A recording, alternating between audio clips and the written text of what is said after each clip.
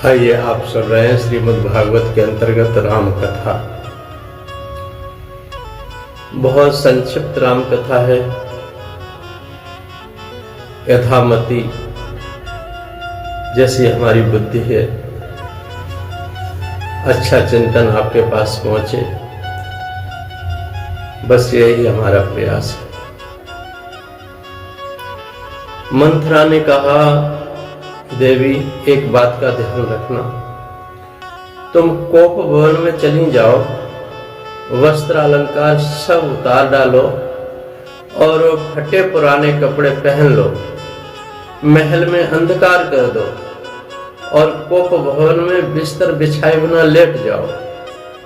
केवल मंगल सूत्र के सिवाय सभी आभूषणों का त्याग कर दो।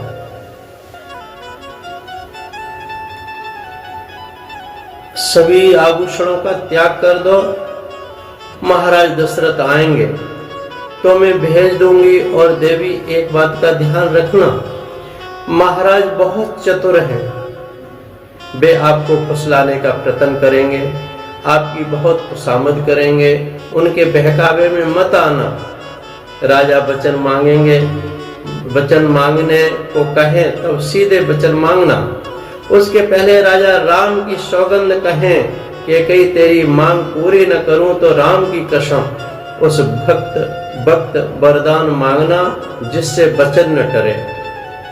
यह कार्य आज ही रात में साध लो, क्योंकि भोर होते ही काम बिगड़ जाएगा पूरा का पूरा।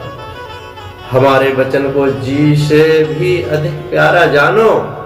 जैसे जैसे मंथरा ने कहा वैसे वैसे ही केकई ने किया। कुसंग कितना बलवान होता है।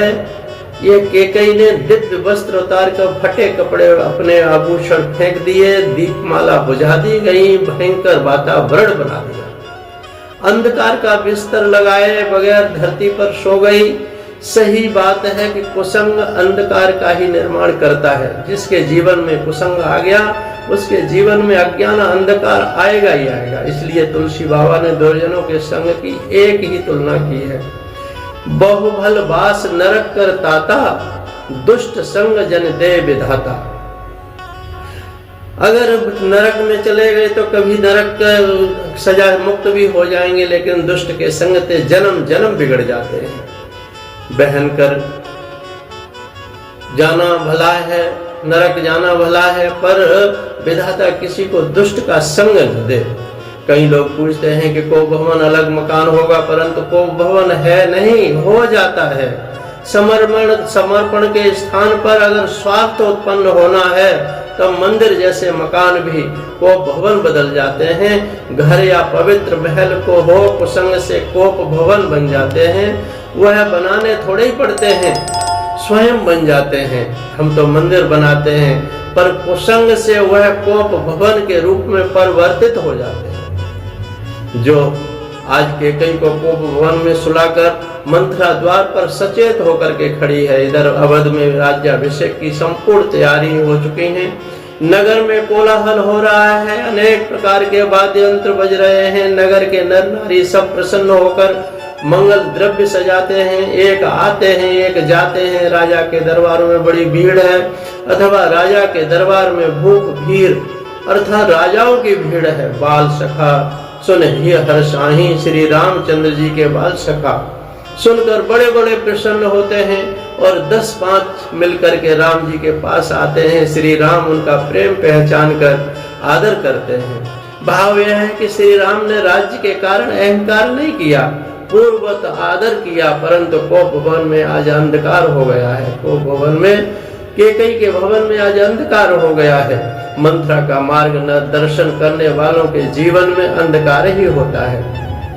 मंथरा जैसे लोग किसी का मार्गदर्शन करेंगे तो जीवन में अंधकार हो जाएगा, घर नरक बन जाएगा। कौन कुसंगत पाए न साई, रहत न नीच मते चतुराई। नीच के साथ में चतुराई कहाँ रहती है। कुसंगत में आने के बाद पतन होना निश्चित है।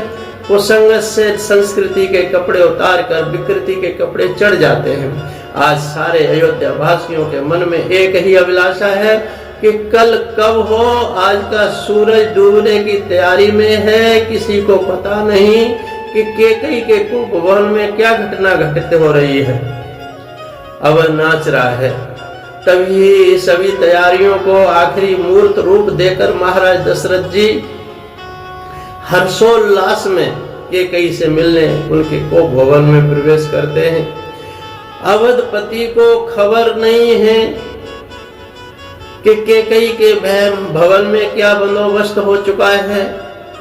महाराज के मन में एक बात का अति आनंद है कि मैं जब कैकेयी को अचानक ही राम के राज्याभिषेक की खबर सुनाऊंगा और जैसे ही कितनी खुशी होगी कैकेयी को मैं कुछ वर्णन नहीं कर सकता। ऐसा भाव लेकर महाराज दशरथ ने संध्या समय आनंद में डूबे कैकेयी के भवन में प्रवेश किया। लेकिन मंथरा ने महाराज अवधपति का स्वागत किया। जब हो जय हो अवधपति महाराज की, आनंद आज समा नहीं रहा था। अवधपति ने मंथरा से पूछा, रानी कहाँ है? रानी कहाँ है? रानी तो हमेशा मेरी अगवानी किया करती थी। राजा को ख्याल था कि जब मैं आता था तब महारानी उनका स्वागत करने नीचे उतर आती थी। आज कैकेयी दिखाई नहीं दे रही, इसलिए उन्होंने पूछा कि महारानी कहाँ है? मंथरा ने धीरे से कहा, महीपति, महारानी अपने हृदय की बात हम दासियों को थोड़ी न बताते हैं। मतलब कि महाराज मैं सुबह से आई हूँ तो मेरे साथ बोलती नहीं है। मैं कई बार मनाने गई तो मुझ पर क्रोध करती हैं। दोपहर को भोजन भी नहीं किया है। उनके मन में कुछ उदासीनता है। कोप भवन में सो रही हैं। आप वहीं जाएं और जैसे ही मंथरा के शब्द सुने कि मेरी रानी को कोप भवन में है, वे हैरान रह गए। गोस्वामी जी ने लिखा है यहाँ पर, कोप भवन सुन सपचो राऊ, भय बस अगहुण परय न पाऊं। भय लगने लगा राजा को। कैकेयी के कोप भवन को सुनते ही महाराज दशरथ से स्तब्ध रह गए, आश्चर्यचकित रह गए। सकुचाए जिस गति के साथ वे कैकेयी के भवन में जा रहे थे, वह गति एकदम रुक गई, एकदम रुक गई। वे आगे कदम बढ़ा नहीं पा सके। अवधपति का सहसा रुक जाना तुलसी बाबा को पसंद नहीं आया। राम राज्य चाहने वाला आदमी आपकी रानी नाराज होए, ऐसा एक दासी की बात सुनकर यदि अटक जाए तो वह राम राज्य कैसे ला सकता है? कैसे ला सकता है? बाबा गोस्वामी ने 3 चौपाइयों में महाराज दशरथ की टीका लिखी, महाराज दशरथ के गुण लिखे। सो सुन तिय रिस गयो सुखाई, देखो काम प्रताप बढ़ाई। सो सुन तिय रिस गयो सुखाई, देखो काम प्रताप बढ़ाई। जिनकी बाहुबल से इंद्र बचता है, जिनके चरणों में अनेक सम्राटों के मुकुट मणि घिस जाते हैं, उस काल के एक महान व्यक्ति महाराज दशरथ की खुद की रानी नाराज होकर के कोप भवन में लेटी है। वह नारी की नाराजगी सुन करके सूख गए। तुलसी बाबा ने प्रहार किया कि काम की महानता तो देखो। जो महाराज त्रिशूल वज्र और तलवार के सहने वाले हैं, उनको कामदेव ने फूलों के बाणों से मार दिया। अथवा जो महादेव के त्रिशूल, इंद्र के वज्र, भगवती दुर्गा की तलवार को सहले, उन्हें कामदेव ने फूलों से मार दिया। महाराज कैकेयी की ओर इतने आसक्त हैं कि रानी नाराज है, उससे सूर्यवंश का सूर्य कांपने लग गया। सूर्यवंश का सूर्य कांपने लग गया, रघुवंशी कांपने लग गया। तुलसी के चिंतकों ने बहुत सरस कहा, दशरथ जी में काम है और मंथरा में लोभ है और कैकेयी में क्रोध है। एक ही भवन में काम, क्रोध और लोभ तीनों दुर्गुण एक साथ उपस्थित हो तो उसके जीवन में राम राज्य कभी स्थिर नहीं हो सकता। उसके जीवन में राम राज्य कभी नहीं आ सकता। इतनी उम्र में दशरथ जी आसक्ति में डूबे हैं आकर्षण है कि कैकेयी का डरते हुए धीरे धीरे दशरथ जी के कदम को भवन की ओर आगे बढ़े और अयोध्या में बजते वाद्यों की ध्वनियां अवदेश के कानों में गूंज रही हैं। भयभीत महिपाल वो भुवन में प्रिया के पास गए और मंथरा यह दृश्य देख रही है। राजा दशरथ ने जाकर के देखा तो रानी धरती पर सोई हुई है। उसकी दशा देखकर राजा को दुख हुआ। पृथ्वी पर शयन वस्त्र पुराना, भांत भांत के गहने सब पृथ्वी पर बिखरे पड़े हैं। पूरे महल में अंधकार ही अंधकार है। उसके निकट जाकर राजा कोमल वाणी से बोले, हे प्राण प्यारी प्रिय रानी, किस कारण से क्रोधित हो? बाबा जी के शब्द सुनिए क्या कहते हैं। के हेत रानी ऋषान परसत पान पतय निवारही, मानव सरोस भुवंग भामिन विषम भांत निवारही। दो वासना रसना दसन वर मरम ठा हर देखही, तुलसी नृपत भव तप्यता बस काम कौतुक लेख। तुलसी नृपत भव तप्यता बस काम कौतुक लेख। महाराज दशरथ ने जैसे ही कहा, हे रानी क्यों रिसाए रही हो, क्यों क्रोध में हो? यह कहते हुए राजा के हाथ का जैसे ही स्पर्श हुआ कि कैकेयी का हाथ झटक कर तीक्ष्ण दृष्टि से इस प्रकार देखने लगी। दो वर की कामना है, वह रचना जीव है।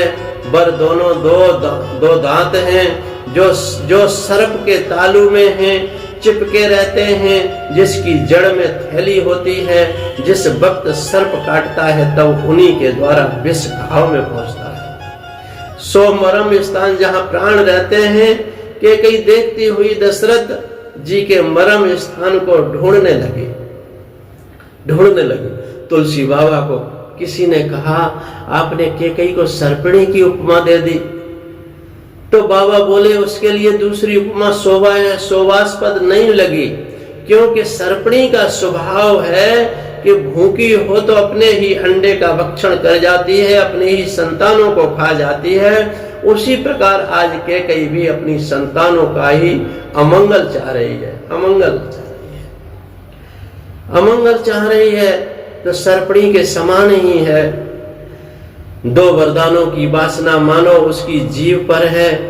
कब और कहां हंसना है, उसका मर्म स्थान ढूंढ रही है। महाराज दशरथ के व्यवहार में गोस्वामी जी को काम कौतुक दिखाई देता है। इतनी बड़ी उम्र के राजा में काम कौतुक दिखाई दे, उसे असमंजस ही कह सकते हैं। जिस रात को स्वयं का युवा पुत्र वशिष्ठ की सूचना से सभी नियम संयम और पालता हो, उस रात को वृद्ध पिता कैकेयी के स्वरूप में काम दर्शन करता है। काम दर्शन। ऐसे पिता के घर राम राज्य कैसे आ सकता है, जिसके घर चार युवा पुत्र ब्याहे हुए हों, चारों पुत्र वधू राजभवन में बैठी हैं, जिसका मुकुट टेढ़ा हो गया हो और बाल सफेद हो गए हों। ऐसे अवदेश को अभी भी काम कौतुक से मुक्ति नहीं। उन्हें लगा यह तो काम कटाक्ष है। इसके आगे और बाबा जी क्या लिखते हैं गोस्वामी जी, ध्यान से सुनिए भैया। बड़े मार्मिक शब्द हैं गोस्वामी जी के, बड़े चिंतनीय शब्द हैं। बार बार कह राव सुमुख सुलोचन पिक बचन, कारण मोय सुनाओ गज गामिनी निज कोप कर। क्या विशेषण देते हैं, ये काम की महिमा है। दशरथ कैकेयी से बार बार पूछते हैं, हे सुखमुखी सुंदर मुख वाली, हे सुलोचनी सुंदर नेत्रों वाली, हे कोकिल कंठ कोयल की तरह वचन बोलने वाली, हे गजगामिनी हाथी की सी चाल चलने वाली प्यारी, अपने क्रोध को कारण तो बताओ हे प्रिय। तेरा चेहरा चंद्र है और मेरा मन चकोर है, मुझे तेरे चेहरे के सिवाय दूसरा कुछ दिखाई नहीं देता। हे देवी जे ऐसे महत्व के दिन तुम क्यों नाराज हो गई हो। कितने विशेषण अवधपति ने लगाए, सुमुखी, सुलोचनी, पिकबचनी, ये सारे शब्द दशरथ जी की गहन आसक्ति के प्रमाण हैं। नहीं तो जिसके घर 4-4 पुत्र वधुएं बैठी हों, ऐसे गुरुजनों के मुख से ऐसे शब्द नहीं निकल सकते। अधिक उम्र बीतने पर ऐसे वचन अच्छे नहीं लगते। ऐसे शब्द प्रयुक्त करने के लिए एक अवस्था बनी है।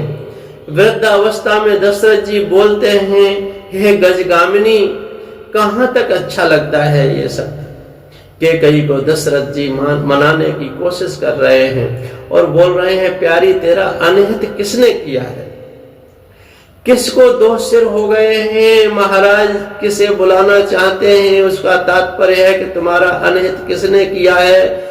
स्वबस नहीं किंतु मृत्यु बस होकर किया है। तुम कहो किस कंगाल को राजा कर दूं अथवा किस राजा को उसके देश से निकाला दूं। हे प्रिया, मेरे प्राण, मेरे पुत्र सब तेरे अधीन ही हैं, तेरे अधीन है। जो कुछ कपट करके कहता हूं तो मुझे राम की सौगंध है। यह मानो कि सरस्वती के रूप में कैकेयी बोल ही रही है कि भरत जी रंग के हैं और वे राजा हों। श्री राम जो राजा होने वाले हैं, वे देश के बाहर जाएं, चले जाएं, निर्वासित हो जाएं और तेरा शत्रु यानी मैं मृत्यु के बस प्राप्त हो जाऊंगा।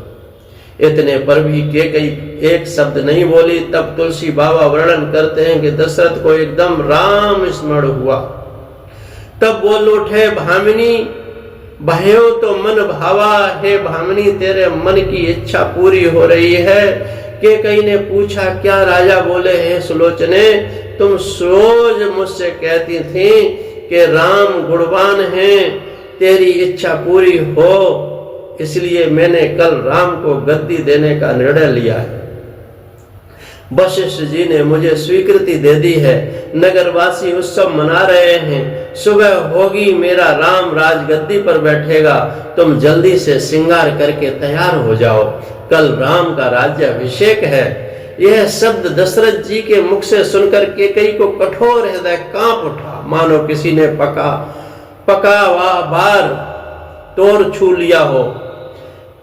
जो वो होता है ना, बाल तोड़ पका हुआ हो और किसी ने छू लो तो कितनी पीड़ा होती है। उसने हंसकर छिपाई, जैसे चोर की नारी प्रकट नहीं होती। दशरथ जी उसकी कपट चतुराई नहीं समझ सके, क्योंकि कोट कुटलों की शिरोमणि जो मंथरा गुरु है, उसकी पढ़ाई हुई यद्यपि राजनीति में चतुर है, पर नारी चरित्र तो अपार है भैया, समुद्र सम अथाह है। उसको कौन जाने। महाराज ने सोचा कि ऐसे महत्व के प्रसंग पर रानियों को हट करने की आदत होती है। देवी, कल हमारा राम राजा बन जाएगा, मांग क्या दूं, तुमको जो चाहो वह जल्दी मांग लो। महाराज ने जब प्रत्यक्ष मांगने की बात कही तब कैकेयी बोली, मांग मांग पे कहो पियो, कबौ न देव न लेव, देन कहो वरदान द्वे, ते पावत संदेह। मांग मांग ऐसा तो आप अनेक बार बोल चुके हैं, बोलते हैं, पर कभी कुछ नहीं दिया। महिबती युद्ध काल के मेरे 2 वरदान मांगने बाकी हैं, वह भी मिलेंगे या नहीं मिलेंगे उसमें भी शंका है मुझे। आपका तो केवल कहना है कि मांग, कभी कुछ देना लेना तो है नहीं। तब राजा ने हंसकर कहा, मैं तुम्हारी भेद अब समझा। देवी, मेरा स्वभाव बहुत भोला है, मैं भूल ही गया, तुमको भूल गया। रूठना और मनवाना अच्छा लगता है। देवी, वरदान मांग लो। इन 2 वरदानों को लेकर ही आपको सब करना पड़ा। ये वरदान तो मेरे पास हाथी यानी धरोहर रखे हैं तुम्हारे। मांगे क्यों नहीं, मेरा स्वभाव ही भूलने का है, मुझे स्मरण नहीं रहता। हमें झूठा दोष मत दो, इसलिए 2 के बदले 4 मांग लीजिए। हम तो रघुवंशी हैं, अपने वचन में कभी फर्क नहीं पड़ने देते। इस प्रकार इस प्रसंग पर अवधपति घोषणा करते हैं। आगे की कथा अगले भाग में सुनेंगे। कैकेयी क्या वरदान मांगती हैं और महाराज दशरथ कितने दुखी हो जाते हैं, इसलिए आगे के प्रसंग में सुनेंगे। जय सिया राम, जय सद्गुरुदेव भगवान की, जय जय श्री राधे, जय जय श्री कृष्ण। सोहम सोहम सोहम। तो सुनते रहिए। राम की कथा बहुत ही प्रेरणादायक है, इनसे प्रेरणा लीजिए। हरिओम तत्सत, हरिओम तत्सत, हरिओम तत्सत।